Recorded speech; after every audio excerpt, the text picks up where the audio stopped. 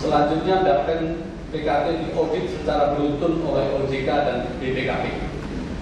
Memang saya dipanggil untuk wawancara, namun saya merasa tidak diberi akses yang memadai untuk mengklarifikasi. Sebagai contoh, saat interim report dari OJK terbit, saya tidak diikutsertakan membahas dan mengklarifikasi. Padahal hampir semua temuan adalah investasi yang dilakukan kepengurusan saya. Saya merasa sebagian besar hasil audit itu gugur apabila dilakukan penjelasan yang memadai. Drama terus berlanjut. Sekitar awal 2018 saya mendapat panggilan dari Kejagung sebagai saksi atas dugaan korupsi di Dapen PKT. Terus terang saya merasa shock. Istri saya menginginkan saya untuk tetap berpikir positif. Koruptor adalah gelar yang menyeramkan untuk disandang. Karena korupsi adalah kejahatan luar biasa dan disinyalir menjadi penyebab keterpurukan ekonomi bangsa dan kesengsaraan rakyat. Para koruptor pantas mendapat hukuman yang berat dan yang terberat adalah sanksi sosial dari masyarakat. Majelis Hakim yang mulia, sejak menjabat sebagai Dirut Dapen mulai Mei 2016, saya berusaha menerapkan manajemen yang bersih, transparan, dan hemat. Di samping dengan sistem juga dengan contoh. Mungkin saya sedikit dari Dirut Dapen yang tidak pernah punya supir maupun sekretaris khusus, karena saya lebih suka nyopir sendiri dan naik kendaraan umum seperti busway atau kereta api. Ada romantika sendiri. Sopir yang ada saja dengan staf umum yang mungkin lebih optimal pemanfaatannya. Sedang untuk sekretaris, fungsinya cukup dirangkap dengan staf, karena saya lebih banyak bekerja sendiri dan tidak banyak kebutuhan.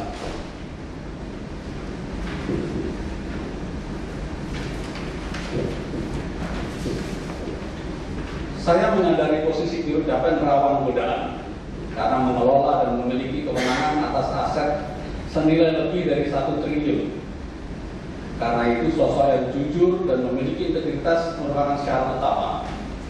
Kami berharap majelis hakim yang mulia dapat melihat kasus kami dengan kacamata kebenaran.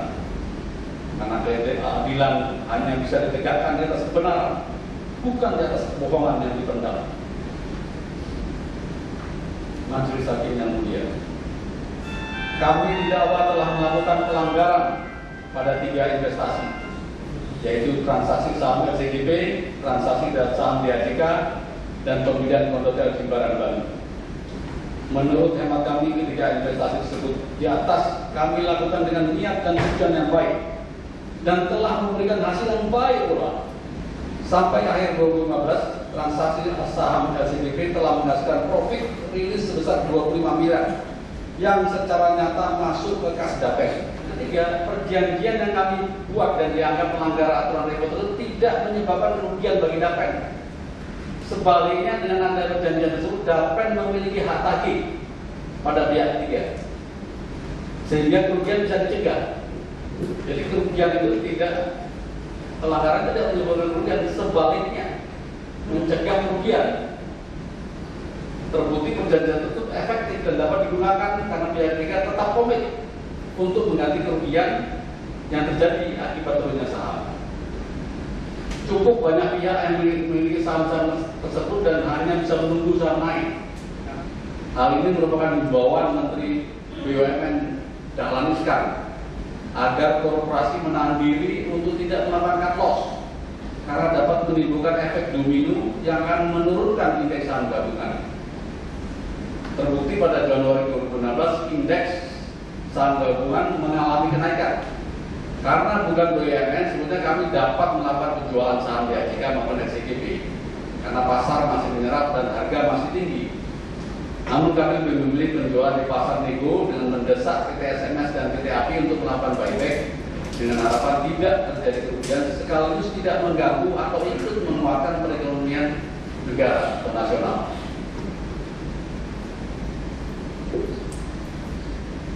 Majelis hakim yang mulia, kami merasa perlu menyampaikan kinerja yang kami hasilkan selama ini.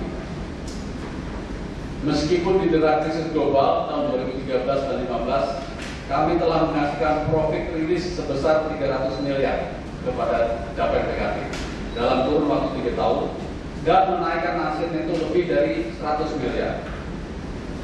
Kami berhasil meningkatkan manfaat kepemilikan saham 5% di PT KPI dan berhasil menaikkan kompensasi optik 240%, sehingga berpotensi menaikkan pendapatan rutin sebesar 6 miliar per tahun. Upaya ini juga dilakukan oleh pengurus-pengurus sebelumnya namun belum berhasil. Kami juga melakukan penghematan dengan menyatukan kantor, mengurangi karyawan 12 orang, mengurangi dinas direksi, mengurangi fasilitas dirut, dan lain-lain. Dan selanjutnya, berdasarkan kebijakan nomor 3, sanksi terberat itu adalah usulan pendiri untuk mengganti pengurus. Cap koruptor adalah suatu yang sangat menyakitkan sekaligus mengerikan bagi saya dan keluarga, karena berkaitan dengan nama baik yang harus kami sanjang sampai 7 turunan. Alangkah zolimnya apabila kita dengan mudah memberi cap tersebut kepada seorang yang telah bekerja sungguh-sungguh dan jujur serta berkontribusi maksimal pada perusahaan hanya karena pelanggaran prosedur yang masih debatable dan belum pasti juga menyebabkan kerugian. Bagaimana kalau di kemudian hari terbukti bahwa investasi yang ditujukan itu justru memberi keuntungan yang besar? Bagaimana kalau sektor properti membaik dan saham SCB rebound bahkan di atas pembeliannya? Bagaimana kalau tanah yang diberikan API sebagai pengganti saya sampai yang terhormat pada yang terhormat Ketua Anggota Majelis Hakim, Bapak Ibu Majelis Hakim yang mulia, yang saya muliakan, saudara jaksa penuntut yang saya hormati serta hadirin yang saya hormati. Bismillahirrahmanirrahim. Assalamualaikum warahmatullahi wabarakatuh. Puji syukur kita panjatkan kehadirat Allah Subhanahu wa taala berkat rahmat dan kasih sayang yang kita telah dipertemukan dalam sidang yang mulia ini. Dengan tulus saya berterima kasih diberi kesempatan untuk mengungkapkan curhatan hati saya dalam persidangan pemberian ini. Selanjutnya izinkan saya memperkenalkan diri. Saya Julin Safitri, 41 tahun, istri dari Esrin Aziz yang memiliki 3 putra dari pernikahan kami selama 22 tahun. Putra pertama kami Edra, 19 tahun, saat ini mahasiswa semester 5. Putra kedua Raihan, 18 tahun, baru lulus SMA tahun ini dan belum kuliah. Putra ketiga Hanif, 11 tahun, masih bersekolah kelas 5 SD. Saya sendiri adalah hanya ibu rumah tangga yang berjual pempek secara online sejak 3 tahun terakhir. Selama menikah dengan suami saya, dengan sejujurnya saya menilai suami saya adalah sosok yang taat dalam beragama, jujur, sederhana, penuh tanggung jawab, baik pada pekerjaan maupun keluarga. Selama berumah tangga, sosoknya selalu secara konsisten mengajarkan saya dan anak-anak hidup sederhana, jujur, peduli terhadap keluarga dan lingkungan, bekerja keras dan mampu untuk survive dalam kondisi apapun. Karakter tersebut tidak hanya dicontohkan secara lisan atau nasihat, namun lebih banyak saya pelajari dalam contoh-contoh nyata dalam keseharian. Sehingga ketika kami sedang didera musibah yang amat berat, kami masih berusaha istiqomah, berjuang di jalan lurus dan berusaha bersabar serta ridho atas ujian yang telah diberikan Allah. Satu hal yang sangat berkesan bagi saya selama hidup bersama suami saya adalah saat ibu mertua saya masih hidup. Suami saya sudah mengurus ibu kandungnya selama suami saya masih belum menikah sampai ibunya meninggal pada usia 73 tahun. Saya sebagai menantu banyak belajar dari cara memperlakukan ibunya dengan penuh perhatian tulus dan kasih sayang. Sejak ibunya belum pikun sampai ibunya harus memakai popok karena penyakit Alzheimer. Saya melihat sendiri bagaimana suami saya menggendong ibu yang ke kamar untuk bercanda. Kalau ibu yang selalu bersenyum dan hangat kepada ibu, dan setiap kali berpuasa selalu mengantar ibunya pergi dan menemani di masjid setiap hari mulai maghrib sampai isya. Bahkan saya belum mencapai level seperti itu, sungguh saya sangat beruntung, bersyukur telah diberi pengalaman seperti ibu saya terhadap ibu saya yang masih hidup.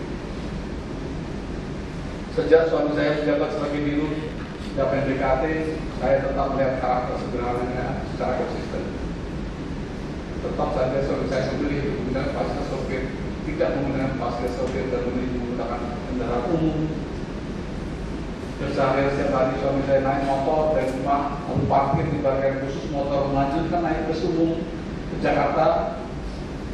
Kerja mencapai di ucapan kami milih tinggal di rumah kami yang sederhana di Cibubur dan tetap mengajarkan saya untuk menjalankan pola hidup sederhana.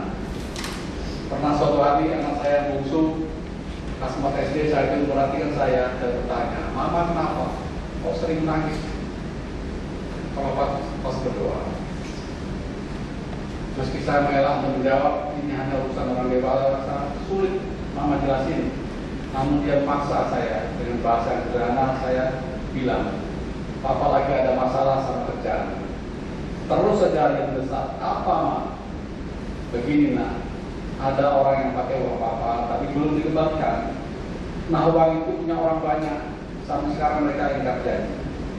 Jadi orang marah Papa." Lalu ada bertanya, "Kesian Papa, kok mereka marah sama orang? Harusnya mereka marah sama orang yang pakai uang itu kok." "Ya udah deh, Ma, nanti aku kumpulin uang buat ganti uangnya. Aku nggak jadi aja dah beli itu, pakai aja uang itu satu Bapak." Nah itu saya dengan gaji konsien yang hanya cukup untuk biaya sekolah anak-anak sejak suami saya ditahan dan mengurus perkara hukum ini pengeluaran kami jadi sangat luar biasa jumlahnya. Saya terpaksa jual mobil satu-satunya yang menjadi tabungan kami yang mudah untuk diuangkan. Keputusan ini terpaksa saya lakukan untuk menjadi kebutuhan perkara, lawyer, saksi, ahli, biaya selama di hutan. Semua tidak cukup dengan menguras tabungan saham pensiun suami saya. Majelis Hakim yang mulia, berdasarkan uraian yang mengandung fakta-fakta, penjelasan saksi-saksi, klarifikasi di atas, dengan kerendahan hati kami memohon Majelis yang mulia menggunakan hati nurani dan mengabulkan permohonan kami, yaitu satu, membebaskan kami secara murni dari semua dakwaan karena tidak ada bukti yang cukup dan membersihkan nama baik kami. Dua, mengembalikan seluruh aset yang disita Kejagung kepada dana pensiun pupuk Hatim untuk menambah aset dan meningkatkan manfaat pensiun karyawan sebagaimana seharusnya. Akhir kata, semoga Allah Subhanahu wa taala membuka hati dan pikiran Majelis Hakim yang mulia untuk memutuskan perkara ini dengan adil dan untuk kebaikan saya dan keluarga. Amin ya rabbal alamin. Demikian adalah bacaan dari kami. Terima kasih atas waktu dan kesempatan. Assalamualaikum warahmatullahi wabarakatuh. Baiknya, dari bacakan dari Saudara Sinal Asis